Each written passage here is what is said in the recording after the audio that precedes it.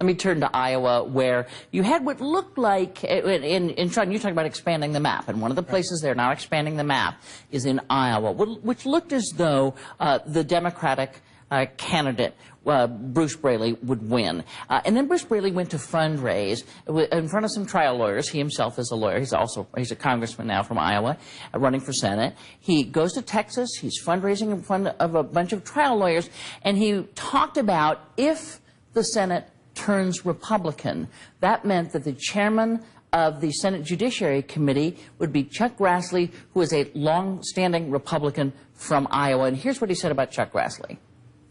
You might have a farmer from Iowa who never went to law school, never practiced law, serving as the next chair of the Senate Judiciary Committee.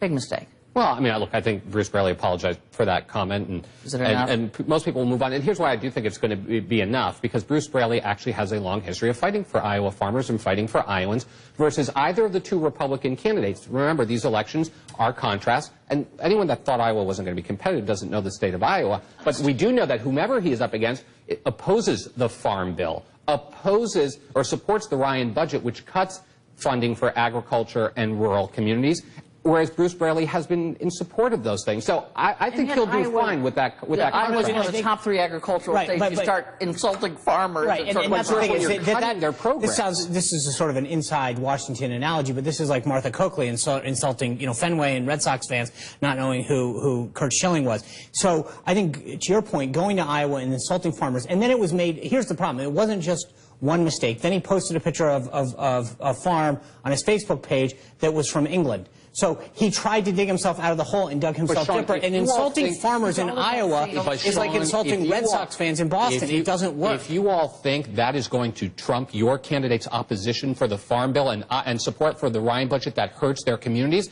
then I think that's more insulting to the farmers than anything else. Button this up, Stu. Where this race really is.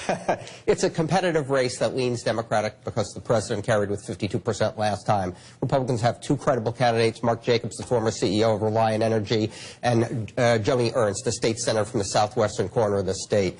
You get an election where it's about the president, and Bruce Braley is in big trouble. If it's about the Republicans and the Tea Party and make it about the Republican candidates, then Braley's got a better chance. But it's certainly competitive with a slight Democratic edge.